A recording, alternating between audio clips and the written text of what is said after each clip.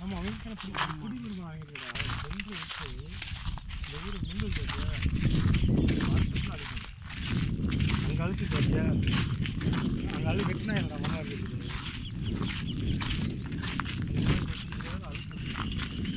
அது எடுத்தாங்க இந்த மாதிரி வேலை கூல கடாரம் பார்த்து போன அது வந்துருக்குல்ல ஆனை ஒரு கம்மா தெரிஞ்சுக்கிறாங்க மூலக்கரை இதை நம்ம பார்க்கணும் வந்துட்டோம்